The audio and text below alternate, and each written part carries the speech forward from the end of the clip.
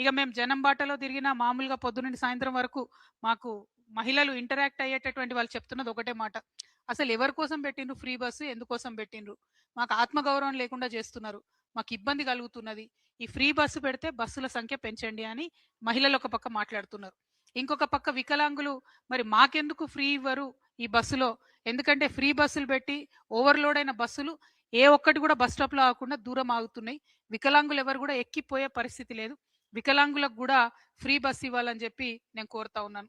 అట్లానే మహిళలకు free bus scheme 48 గంటల్లో అమల్లోకి తీసుకొచ్చామని గొప్పగా చెప్పుకుంటుంది ఈ ప్రభుత్వం. కానీ వారిని నేను ప్రశ్నిస్తా ఉన్నా. అసలు మీరు ఆర్టీసీకి ఎంత పేమెంట్ చేసిండ్రు? నెలకు 300 కోట్లు ఇస్తామని చెప్పి ఒక ఎస్టిమేట్ చేసి చెప్పిండ్రు ఫస్ట్‌లో. కానీ ఇప్పుడు ఆక్యుపెన్సీ రేట్ ఎంత పెరిగిందంటే కనీసం 600 కోట్లు నెలకి ఇయ్యాలని చెప్పి కార్మిక సంఘాలన్నీ కూడా డిమాండ్ చేస్తా ఉన్నాయి. ఆ పేమెంట్ ఎంత చేసిండ్రు? దానికి సంబంధించి వివరాలు ఒక శ్వేతపత్రం ఇయ్యాలని చెప్పి నేను ప్రభుత్వాన్ని డిమాండ్ చేస్తా ఉన్నా.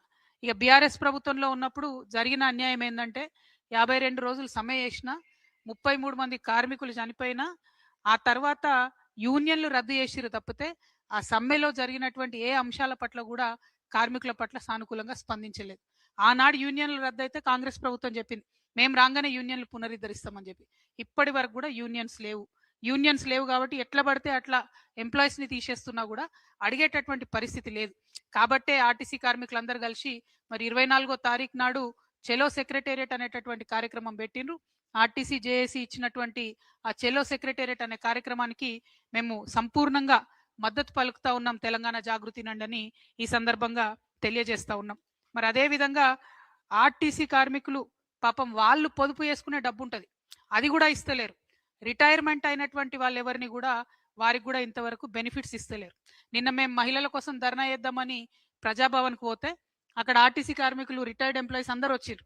ఎందుకంటే ప్రభుత్వం నుండి ఒక్క రూపాయి కూడా వస్తలేదు. మాకు డబ్బులు ఇవ్వాలని చెప్పి వాళ్ళు అడుగుతా ఉన్నారు. సో అల్టిమేట్‌గా మేము ప్రభుత్వాన్ని కోరేది ఒకటే. మీరు ఈ సంస్థను నిర్వీర్యం చేసే ప్రయత్నంలో ఒక కొత్త మిష పెట్టుకొని ముందుకొచ్చిర్రు. ఏంటిది? సిటీ బస్సులు 2800 తిరుగుతుంటే పొల్యూషన్ అయితుంది కాబట్టి ఎలక్ట్రిక్ బస్సులు ఇన్వాల్వ్ చేస్తామని చెప్తున్నారు. ఓకే, సంతోషం, ఎలక్ట్రిక్ బస్సులు పెడుతున్నారు. కానీ గమ్మత్ ఏందంటే ఆ ఎలక్ట్రిక్ బస్సులను ప్రభుత్వం కొంటలేదు. కేవలం అద్దెకు తీసుకుంటుంది. అద్దెకు తీసుకునే ఈ బస్సులకు వాళ్ళ కిలోమీటర్‌కి ఇంత అని చెప్పి యాజమాన్యాలకు డబ్బులు చెల్లిస్తున్నారు. ఇంకొక పక్క మన ఆర్టీసీ బస్ డిపోలను ఖాళీ చేసి ఎలక్ట్రిక్ బస్సులకు సెపరేట్‌గా డిపోలు ఖాళీ చేసి ఇస్తున్నారు.